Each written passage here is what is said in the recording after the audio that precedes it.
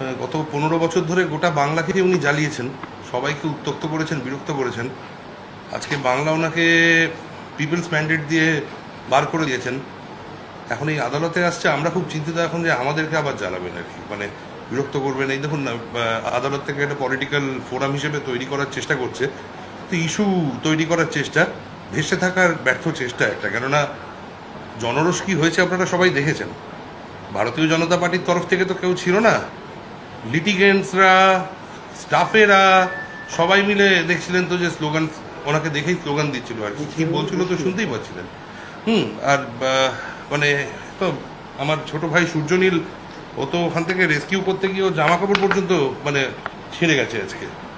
তো এই অবস্থা। আমার একটা অন্য প্রশ্ন আছে, উনি যখন মুখ্যমন্ত্রী ছিলেন তখন তো ওনার এই প্র্যাকটিস করার যে লাইসেন্সটা, এই লাইসেন্সটা সাসপেন্ডেড থাকে। তো রিজামশন সার্টিফিকেট না পেয়ে উনি এরমভাবে আদালতে উকিল হিসেবে অ্যাপিয়ার করতে পারেন কিনা? কারণ দেখুন, আমি নাম নিয়ে বলছি, আমার সাথে সেদিনকে জাস্টিস বিশ্বজিৎ বাসুর কথা হচ্ছিল। উনি সুপ্রিম কোর্টে প্র্যাকটিস করতে পারছেন না, কারণ উনি যে ওনার লাইসেন্স সাসপেন্ডেড ছিল উনি যখন বিচারপতি ছিলেন, তাই জন্য উনি এখন রিজামশনের জন্য অ্যাপ্লাই করেছেন, বার কাউন্সিল সেটা কিন্তু দেয়নি এখন। আর বিশ্বজিৎ বাসু সাহেব কিন্তু রিটায়ার করেছেন বেশ কয়েক মাস আগে। হ্যাঁ, মমতা বন্দ্যোপাধ্যায় এই সবে সবে ইলেকশনে হেরে এখন হঠাৎ করে তো কোনো সার্টিফিকেট অফ রিজামশন হতে পারে না, পেতে পারে না উনি বার কাউন্সিলের কাছ থেকে। তো এই জায়গাটা দেখা উচিত।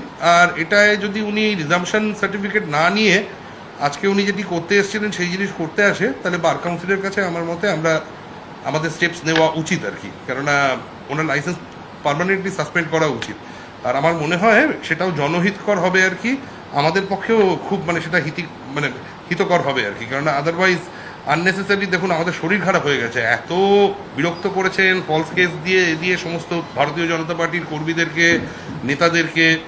এত মামলা করতে হয়েছে, আমরা উকিলরা আজকে অসুস্থ হয়ে পড়েছি। এই দীর্ঘ এই 5-5.5 বছর 8 বছর ধরে যা লড়াই চলেছে আর কি। হ্যাঁ, আমরা লিটারালি অসুস্থ। হ্যাঁ, ব্লাড প্রেশার, সুগার সমস্ত হয়ে গেছে। এখন এখানে এসে আবার যদি হাইকোর্টটাকে একটা পলিটিক্যাল পোডিয়াম হিসেবে ইউজ করার চেষ্টা করে, সেটা most unfortunate. Actually chaos, anarchy এগুলো ওনার টাইপ অফ পলিটিক্স আর